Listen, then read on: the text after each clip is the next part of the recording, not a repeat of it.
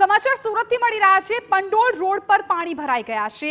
Flood gate બંધ કરતા પાણી બેક મારી રહ્યા છે। ગટરના પાણીને કારણે લોકોને મુશ્કેલી વધી છે। મુખ્ય માર્ગ પર પાણી ભરાતા ભારે હાલાકી સર્જાય છે। તો સુરત શહેરમાં પણ અત્યારે આ જ પ્રકારની સ્થિતિ છે, જે ડીપ ડિપ્રેશન ગુજરાત તરફ આગળ વધી રહ્યું છે અને જેને કારણે અત્યારે મોટા ભાગના જે મહાનગરો સુરત શહેરના ઉપરવાસની અંદર સતત ભારે વરસાદ પડી રહ્યો છે અને તેના કારણે તાપી નદીની અંદર નવા નીરની આવક થઈ છે। હાલમાં તાપી નદી છે તે બંને કાંઠે વહી રહી છે અને જેને ધ્યાનમાં રાખીને સુરત મહાનગરપાલિકા દ્વારા તાપી નદીના જે પાણી છે તે સુરત શહેરની અંદર પ્રવેશે નહીં, તેને ધ્યાનમાં રાખીને જે ફ્લડ ગેટ છે તે બંધ કરવામાં આવ્યા છે અને ફ્લડ ગેટ બંધ કરવાના કારણે જે ગટરિયા જે પાણી છે તે બેક મારી રહ્યા છે કેટલાક વિસ્તારની અંદર। અત્યારે જે રીતે દ્રશ્યો જોઈ શકાય છે તે પ્રમાણે આ દ્રશ્યો છે તે પંડોળ રોડના છે। પંડોળ રોડ ઉપર કમર સુધીના જે પાણી છે તે ભરાયા છે, કારણ કે ફ્લડ ગેટ બંધ કરાતાની સાથે તમામ જે ગટરિયા જે પાણી છે તે રોડ રસ્તા ઉપર આવી ગયા છે અને વહેલી સવારથી આ ધીરે ધીરે જે પાણી ભરાવાનું જે શરૂ થયું હતું અને તેના કારણે સ્થાનિક લોકોએ ભારે મુશ્કેલીનો જે સામનો છે તે કરવો પડી રહ્યો છે। લોકોના વાહનો છે તે આ જે પાણીની અંદર ડૂબી રહ્યા છે।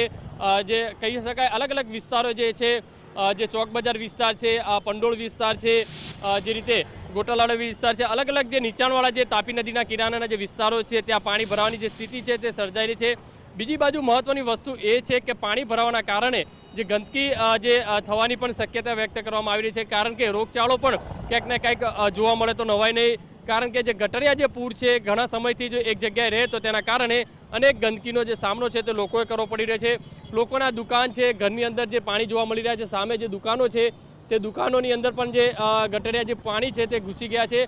હાલમાં દ્રશ્યોની અંદર જે રીતે જોઈ શકાય છે, હાલમાં તો આ રોડ છે તે પંડોળનો રોડ મહાનગરપાલિકા દ્વારા પોલીસ દ્વારા બંધ કરી દેવામાં આવ્યો છે અને લોકોને જે આ પાણીની અંદર પસાર ન થવા માટેનું જે સૂચન છે તે કરવામાં આવ્યું છે। સ્થાનિક લોકોની વાત કરીએ તો સ્થાનિક લોકો પણ સતત જે રીતે કહી રહ્યા છે કે દર વર્ષની જેમ અહીંયા આ પાણી જે છે તે ભરાતું હોય છે અને વધુ વરસાદ પડવાના કારણે પણ જે આ નીચાણવાળા જે વિસ્તારો છે ત્યાં પાણી ભરાવાની જે સ્થિતિ છે તે સર્જાતી હોય છે।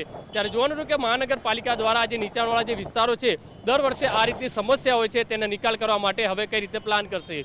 કેમેરામેન સંજય ચંદેલ સાથે બલદેવ સુતાર, TV9 સુરત।